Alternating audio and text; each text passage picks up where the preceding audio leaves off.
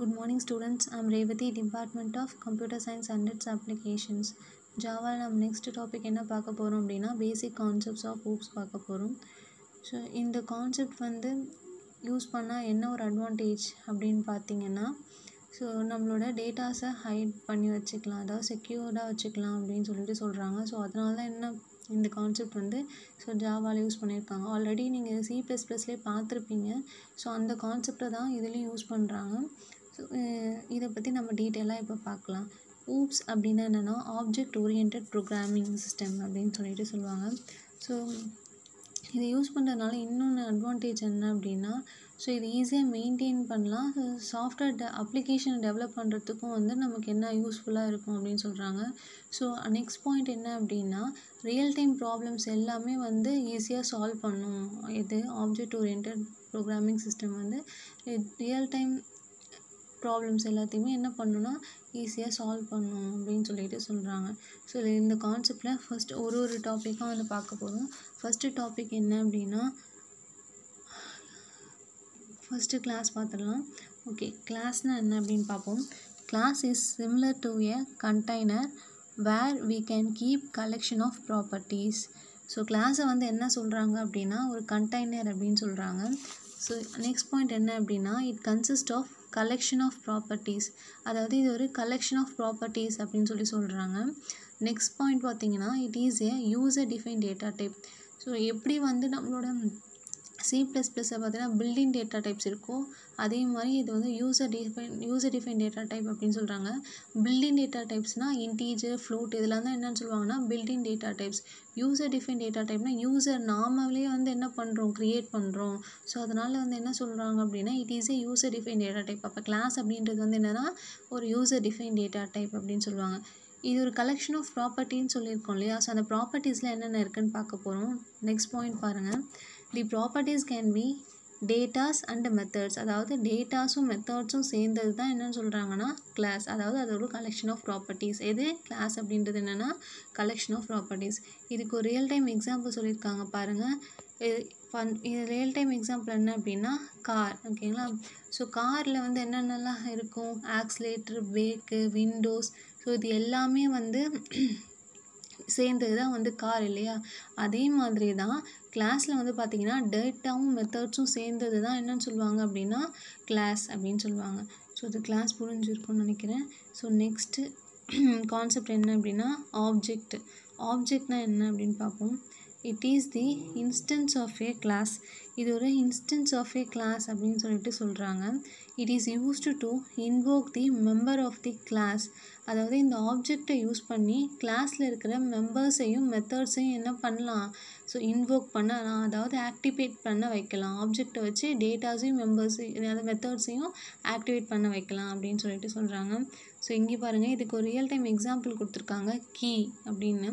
Okay, இப்போ கார்னு இருந்துச்சுன்னா so அதில் கீ போட்டால் தான் ஒர்க் ஆகும் இல்லையா. அதே மாதிரி தான் இதுவும். இப்போ கிளாஸ்ன்னு இருக்குல்ல, ஸோ அதில் வந்து இந்த ஆப்ஜெக்டை வந்து இன்வோக் பண்ணால் தான் என்ன பண்ணும், கிளாஸே ஒர்க் ஆகும். அதுக்கு தான் இது ஒரு எக்ஸாம்பிளாக சொல்லியிருக்காங்க.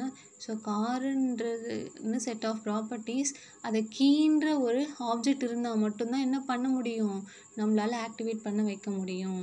ஸோ ஓகே, இது உங்களுக்கு புரிஞ்சிருக்கும்னு நினைக்கிறேன். நெக்ஸ்ட் வந்து பார்த்தீங்கன்னா டேட்டா அப்ஸ்ட்ராக்ஷன்னா என்னென்னு பார்ப்போம். ஓகே, இங்கே கொடுத்துருக்காங்க பாருங்கள். The process of stating the essential things without including the background details, அதாவது தேவையான பாயிண்ட்ஸை மட்டும் எடுத்துக்கும், தேவையில்லாததெல்லாம் வந்து பேக்ரவுண்ட் டீட்டெயில்ஸாக வந்து வைக்கும். ஃபார் எக்ஸாம்பிள் வந்து பார்த்திங்கன்னா இப்போது பவர் அப்படின்ற ஒரு ஹெட்டர் ஃபைல் யூஸ் பண்ணுவோம். POW பவர் அப்படின்ற ஒரு ஹெட்டர் ஃபைல் யூஸ் பண்ணுவோம். ஸோ அது வந்து ஏதோ ஒரு நம்பரோட பவரை கால்குலேட் பண்ணணும்னு தெரியும். ஓகேவா. ஸோ அதுக்கு பின்னாடி இருக்கிற ஒர்க் என்ன அப்படின்றது நமக்கு தெரியுமா, தெரியாது இல்லையா. ஸோ அதை தான் என்னன்னு சொல்கிறாங்க அப்படின்னா அப்ஸ்ட்ராக்ஷன் அப்படின்னு சொல்கிறாங்க. இன்னொரு எக்ஸாம்பிள் கொடுத்துருக்காங்க பாருங்கள். காரில் இருக்கிற ஆக்சிலேட்டர், பிரேக் இருக்கு இல்லையா. ஸோ இது வந்து ஒரு எக்ஸாம்பிளாக கொடுத்துருக்காங்க. ஏன் ஆக்சிலேட்டர், பிரேக் அப்படின்றதுனா கொடுத்துருக்காங்கன்னா, இப்போ ஆக்சிலேட்டர்னால் ஸோ அதை வந்து ரைஸ் பண்ணலாம், அதாவது ஸ்பீட் ரைஸ் பண்ணலாம். பிரேக்கும் வந்து பார்த்திங்கன்னா நமக்கு வந்து ஸ்லோ பண்ணலாம், இல்லைன்னா பிரேக் அடித்தோம் அப்படின்னா அப்படியே நிற்கும் இல்லையா, ஸோ ஸ்டாப் ஆகும் இல்லையா. ஸோ இதுதான் என்ன சொல்கிறாங்க அப்படின்னா அப்ஸ்ட்ராக்ஷன். அதாவது பார்த்திங்கன்னா இப்போது இது வந்து இது நமக்கு தெரியும், ஒரு டிரைவராக இருந்தாங்க அப்படின்னா ஆக்சிலேட்டர் பிரேக்னால் என்னன்றது நம்ம தெரியும். ஆக்சிலேட்டர் வந்து ரைஸ் பண்ணால் என்ன ஆகும்னு தெரியும், பிரேக் போட்டோம் அப்படின்னா என்ன ஆகுன்றது தெரியும். அதுக்கு பின்னாடி இருக்கிற மெக்கானிக்கல் ஒர்க் என்ன அப்படின்றது நமக்கு தெரியுமா, தெரியாது இல்லையா. ஸோ அதனால தான் தேவையானதை மட்டும் வந்து ஃபஸ்ட்டு நமக்கு கொடுத்துட்டு தேவையில்லாத பேக்ரவுண்ட் டீட்டெயில்ஸாக வந்து வைக்கிறாங்க. ஸோ இதுதான் என்னன்னு சொல்கிறாங்க அப்படின்னா அப்ஸ்ட்ராக்ஷன். அடுத்து நெக்ஸ்ட் பார்த்தீங்கன்னா என்கேப்சுலேஷனில் என்ன சொல்லியிருக்காங்கன்னு பார்ப்போம். தி wrapping up of data and methods into a single unit is known as a encapsulation. அதாவது டேட்டாஸையும் மெத்தடையும் சிங்கிள் யூனிட்டாக வந்து கன்வெர்ட் பண்ணுறாங்க. ஸோ இதுதான் என்னன்னு சொல்கிறாங்கன்னா என்கேப்சுலேஷன்.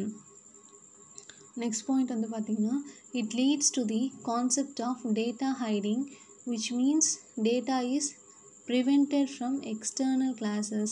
அதாவது அந்த கிளாஸில் இருக்கிற டேட்டாஸையும் மெம்பர்ஸையும் மட்டும்தான் ஆக்சஸ் பண்ண முடியும். வேறு ஒரு கிளாஸில் இருக்கிறவங்க வந்து டேட்டாவும் மெம்பர்ஸையும் ஆக்சஸ் பண்ணணும் அப்படின்னா அது முடியாது. அதான் என்னென்னு சொல்கிறாங்க அப்படின்னா என்கேப்சுலேஷன். ஃபார் எக்ஸாம்பிள் இதுக்கு ஒரு எக்ஸாம்பிள் கொடுத்துருக்காங்க பாருங்கள். கேப்சியூல்னால் வந்து டேப்லெட், அந்த கேப்சியூல் டேப்லெட் இருக்கு இல்லையா, அதுதான் சொல்கிறாங்க. ஸோ அதுக்குள்ளார என்ன இருக்குது அப்படின்னா, ஸோ அந்த மருந்து இருக்கு இல்லையா, ஸோ அது வந்து வேறு யாருமே எடுக்காத மாதிரி என்ன பண்ணியிருக்காங்க அப்படின்னா ப்ரொடெக்டடாக வச்சுருக்காங்க அப்படின்னு சொல்லிட்டு சொல்கிறாங்க. ஸோ ஓகேங்களா. ஸோ இதுதான் வந்து என்கேப்சுலேஷன். அதாவது அந்த கிளாஸில் இருக்கிற டேட்டாஸை மட்டும்தான் யூஸ் பண்ண முடியும். வேறு கிளாஸில் உள்ள டேட்டாஸும் மெம்பர்ஸும் வந்து இதை என்ன பண்ண முடியாது, இந்த கிளாஸில் இருக்கிற டேட்டாஸையும் மெம்பர்ஸையும் அக்சஸ் பண்ண முடியாது. ஸோ அதனால தான் இது என்னன்னு சொல்கிறாங்க அப்படின்னா என்கேப்சுலேஷன்.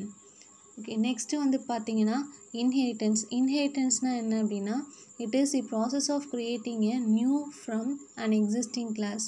அதாவது பேஸ் கிளாஸ் டிரைவ்டு கிளாஸ்ன்னு ரெண்டு இருக்குது. ஸோ பேஸ் கிளாஸ் இருந்தால் நம்ம என்ன பண்ண போகிறோம், டெரைவ் பண்ண போகிறோம். அதாவது இப்போ ஃபார் எக்ஸாம்பிள் நம்ம அப்பா இருக்காங்க அப்படின்னா, ஸோ ஓகே உங்கள் ஃபாதர் இருக்காங்க அப்படின்னா அவங்க ஃபாதர்கிட்ட இருந்து ஒரு சில ஆக்டிவிட்டீஸ்லாம் வந்து உங்களுக்கும் இருக்கும். ஸோ உங்களுக்குன்னு தனியாக வந்து ஒரு சில ஆக்டிவிட்டீஸ் இருக்கும் இல்லையா.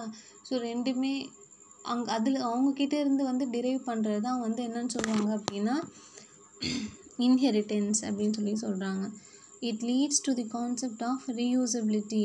அதாவது இந்த மெயின் பாயிண்ட் என்ன அப்படின்னா இன்ஹெரிட்டன்ஸ்லாமே ரீயூசபிலிட்டி. அதாவது which means the features of the base class can be reused in the derived class without modifying it. என்ன சொல்கிறாங்க அப்படின்னா பேஸ் கிளாஸில் இருக்கிற கோடிங்கை அப்படியே என்ன பண்ணுவோம், டிரைவ் கிளாஸ்லேயும் வந்து ரீயூஸ் பண்ணிக்கலாம் அப்படின்னு சொல்லிட்டு சொல்கிறாங்க. ஸோ உங்களுக்கு இன்ஹெரிட்டன்ஸ்னாவே ஞாபகம் வர்றது வந்து ஒரு பாயிண்ட் தான் ரீயூசபிலிட்டி அப்படின்றது வந்து உங்களுக்கு ஞாபகம் வச்சுக்கோங்க. நெக்ஸ்ட்டு வந்து பார்த்திங்கன்னா பாலிமார்ஃபிசம். ஸோ பாலிமார்ஃபிசம்னா என்ன, it means it has the ability to take more than one form. என்ன சொல்கிறாங்க அப்படின்னா பாலி அப்படின்னா more than one, மார்ஃபிசம் அப்படின்னா different form. ஃபார் எக்ஸாம்பிள் இங்கே கொடுத்துருக்காங்க பாருங்கள், ஷேப்புன்றது ஒன்று தான், ஆனால் ட்ரான்ற மெத்தடு எத்தனை ஷேப்ஸை வந்து ஹேண்டில் பண்ணுது பாருங்கள். ட்ரா அப்படின்ற மெத்தட் வந்து ஷேப்னால் நிறைய ஷேப்ஸ் இருக்கு இல்லையா, சர்க்கிள்ன்றது, ஸ்கொயரு, ரெக்டாங்கிள், ஸோ இதெல்லாம் வந்து என்ன பண்ணும் அப்படின்னா நமக்கு ட்ரா பண்ணும். ஸோ அப்போ ஒரே ஒரு மெத்தட் தான், ஸோ எத்தனை ஷேப்ஸை வந்து ஹேண்டில் பண்ணுதுன்னு பாருங்கள்.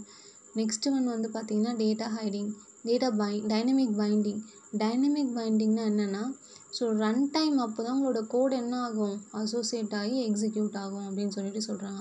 நெக்ஸ்ட்டு ஒன்று வந்து பார்த்திங்கன்னா மெசேஜ் பாசிங்னா என்ன அப்படின்னா, ஸோ ஆப்ஜெக்ட் தான் என்ன பண்ணணுன்னா அந்த கரெக்ட் ஃபங்க்ஷனை, அதாவது அதோட கரஸ்பாண்டிங் ஃபங்க்ஷனை வந்து ஆக்டிவேட் பண்ண வைக்கும். ஸோ அந்த ஆக்டிவேட் பண்ணும்போது தான் என்ன ஆகும்னா உங்களுக்கு மெசேஜே பாஸ் ஆகும் அப்படின்னு சொல்கிறாங்க. ஸோ இதில் நெக்ஸ்ட்டு வந்து பார்க்க போகிறது என்ன, advantages of OOPS. So advantages of ஹூப்பில் பார்த்திங்கன்னா ஃபஸ்ட்டு வந்து பார்ட்டிஷனிங்னா என்ன, லென்த்தி ப்ரோக்ராம் ஆப்ஜெக்ட் ஸ்ப்ளிட். அதாவது ப்ரோக்ராம் வந்து லென்த்தாக இருந்தது அப்படின்னா ஸோ அதை ஸ்ப்ளிட் பண்ணுறது எதோட ஒர்க் அப்படின்னா ஸோ ஆப்ஜெக்ட். செக்யூரிட்டி என்னென்னா டேட்டா ஹைடிங், அதாவது என்கேப்சுலேஷன், ஸோ அந்த மாதிரி கான்செப்ட்லாம் யூஸ் பண்ணுறதுனால இதில் என்ன பண்ணுறாங்கன்னா செக்யூர்டாக இருக்கும் அப்படின்னு சொல்கிறாங்க.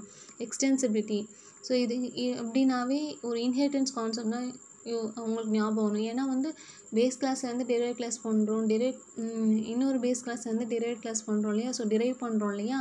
அதனால் இது என்னன்னு சொல்கிறாங்க அப்படின்னா ப்ரோக்ராம் லென்த்தியாக வருன்றனால ஸோ இது வந்து யூஸிங் இன்ஹெரிட்டன்ஸ். ஸோ அதில் இருக்கிற அதாவது பேஸ் கிளாஸில் இருக்கிற ஒரு கோடிங்கையும் நம்ம என்ன பண்ணுறோம், ஸோ இந்த டெரைவ்டு கிளாஸ்லையும் யூஸ் பண்ணிக்கிறோம் அப்படின்னு சொல்கிறாங்க.